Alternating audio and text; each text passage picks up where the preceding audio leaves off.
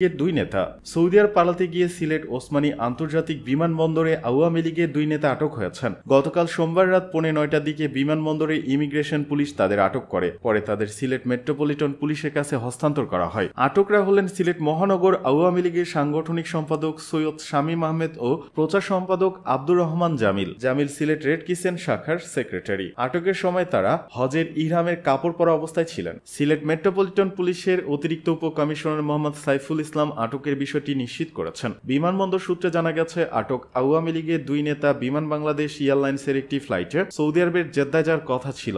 বিমানবন্দরে কয়েকটি নিরাপত্তা স্তর পেরিয়ে ইমিগ্রেশনে চলে যান তারা, কিন্তু ইমিগ্রেশনের সময় তাদের আটকে দেওয়া হয়। পরে বিমানবন্দরে জিজ্ঞাসাবাদ শেষে তাদের কোতোয়ালি থানায় সোপর্দ করা হয়। শেখ হাসিনাকে নিয়ে যা যা করছে ভারত। গত 5 আগস্ট ছাত্র জনতার অভ্যুত্থানের মুখে 3 সপ্তাহ আগে ভারতে পালিয়ে যান সাবেক প্রধানমন্ত্রী শেখ হাসিনা। ওই দিন সন্ধ্যায় বাংলাদেশ বিমান বাহিনীর একটি বিমানে দিল্লির কাছে হিন্দন বিমানবন্দরে অবতরণ করে শেখ হাসিনা ও তার ছোট বোন শেখ রেহেনা। ভারত সরকার এর পরদিনই দেশের পার্লামেন্টে শেখ হাসিনার দিল্লিতে আসার কথা সরকারিভাবে ঘোষণা করে, কিন্তু সেই অবতরণের পর পুরো 3 সপ্তাহ কেটে গেল। শেখ হাসিনার অবস্থান নিয়ে দিল্লিতে এখনো আনুষ্ঠানিকভাবে প্রায় কিছুই জানানো হয়নি। গণমাধ্যম সূত্রে জানা যায়, ভারতের পররাষ্ট্র মন্ত্রণালয়ের মুখপাত্র শেখ হাসিনাকে নিয়ে যাবতীয় প্রশ্ন এড়িয়ে যাচ্ছেন। সরকারি পর্যায়ে কোনো বিবৃতি জারি করা হয়নি। তাকে রাজনৈতিক আশ্রয় দেওয়া হবে কিনা সেটা নিয়েও দিল্লি এখনো পর্যন্ত মুখ খুলছে না। ফলে ভারতের শেখ হাসিনার অবস্থান নিয়ে নানা ধরনের জল্পনা কল্পনা বাড়ছে, সঙ্গে ছড়াচ্ছে নানা রকম গুজবও। হেলিকপ্টারে সরিয়ে আনার বিষয়ে জানা যায়, শেখ হাসিনা ভারতে এসে নামার পর প্রথম রাতটি ছিলেন দিল্লির উপকণ্ঠে গাজিয়াবাদের হিন্দন বিমান ঘাঁটির ভিআইপি লাউঞ্জে। হিন্দন মূলত একটি সামরিক বিমান ঘাঁটি, তাই সেখানে শীর্ষ সামরিক কর্মকর্তাদের থাকারও সুব্যবস্থা আছে।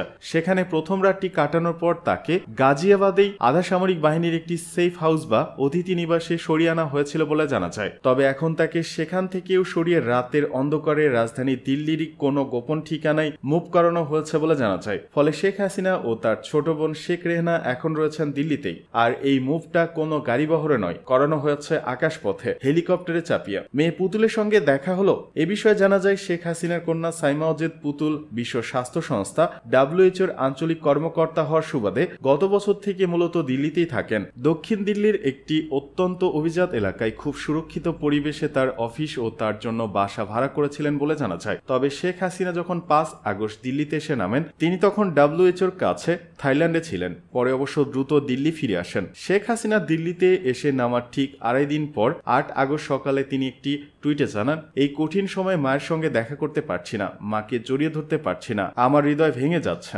বোঝা যাচ্ছিল যে কোনো কারণেই হোক এক শহরে থেকেও তখনও মা মেয়ের দেখা হয়ে ওঠেনি। তখন এটাও ইঙ্গিত পাওয়া গিয়েছিল সাইমা ওয়াজেদ জাতিসংঘের একটি সংস্থার কর্মকর্তা বলেই তাকে ভারতের সামরিক আশ্রয় নেওয়া শেখ হাসিনার সঙ্গে দেখা করতে দেওয়া হয়নি। শেখ হাসিনা তার মা তো নিশ্চয়ই, কিন্তু সাইমা ওয়াজেদের অন্য একটি পরিচয় আছে যেটা এই ধরনের সাক্ষাতের ক্ষেত্রে প্রোটোকলে আটকায়। কিন্তু গত 24 ঘন্টার মধ্যেই পুতুল কিন্তু সেই টুইটটি মুছে ফেলেন। পরে আর তিনি মাকে নিয়ে সোশ্যাল মিডিয়ায় আর একটিও বাক্য লেখেননি। দিল্লিতে একাধিক শীর্ষ কর্মকর্তা আবার দিয়েছেন, ইতোমধ্যে মা ও মেয়ের সঙ্গে শহরে একাধিকবার ইন পার্সন দেখা হয়েছে, কিন্তু সহজবোধ্য কারণেই সেই সব সাক্ষাতের কথা বাইরে প্রকাশ করা হয়নি। ভারত বিষয়টিকে একেবারেই প্রচারের আলোর বাইরে রাখতে চাইছে। এছাড়া দিল্লিতে মা ও মেয়ে আসলে একসঙ্গে বা এক ছাদের তলাতেই থাকছেন বলেও জানা যায়, যদিও নিরপেক্ষ কোনো সূত্র থেকে এই দাবির সত্যতা যাচাই করা যায়নি। এদিকে সাইমা ওয়াজেদ 3-4 দিন আগে বিশ্ব স্বাস্থ্য সংস্থার কাজে পূর্ব তিমোরে গিয়েছেন বলে জানা যায়। শেখ হাসিনাকে তৃতীয় কোনো দেশে পাঠানোর চেষ্টা নিয়েও গুঞ্জন উঠেছে। জানা যায়, দিল্লিতে শেখ হাসিনার অবস্থান দীর্ঘায়িত হতে পারে, সেই সম্ভাবনা যেমন জোরালো হচ্ছে, পাশাপাশি ভারতের তরফে তৃতীয় কোনো বন্ধু দেশে তাকে পাঠানোর চেষ্টাও কিন্তু মোটে থেমে নেই। এখনো পর্যন্ত ভারত সরকারের ঘোষিত অবস্থান হলো, শেখ হাসিনা ভারতে এসেছেন সাময়িকভাবে, অর্থাৎ ভারত তার চূড়ান্ত গন্তব্য নয়, অন্য কোনো দেশে যার পথে তিনি ভারতে থেমেছেন। এটাই এখনো আনুষ্ঠানিকভাবে দিল্লির বক্তব্য।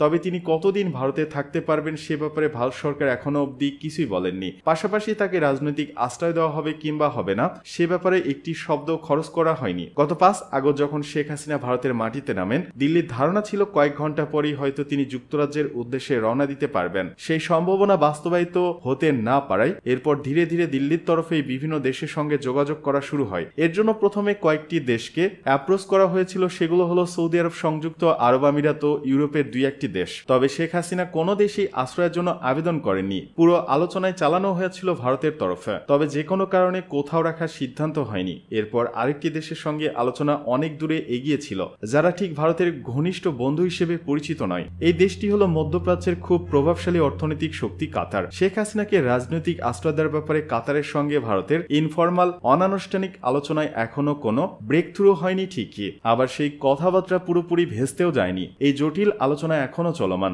তবে শেষ পর্যন্ত কোনো উপযুক্ত তৃতীয় দেশে শেখ হাসিনাকে পাঠানোর চেষ্টা যদি সফল না হয়, সেক্ষেত্রে তাকে রাজনৈতিক আশ্রয় দিয়ে ভারতে রেখে দেওয়ার জন্য দিল্লি মানসিকভাবে প্রস্তুত হচ্ছে। শেখ হাসিনা এই যাত্রায় দিল্লিতে পা রাখার 3 সপ্তাহের মাথায় এটাই হলো ভারত সরকারের মনোভাবের সার কথা।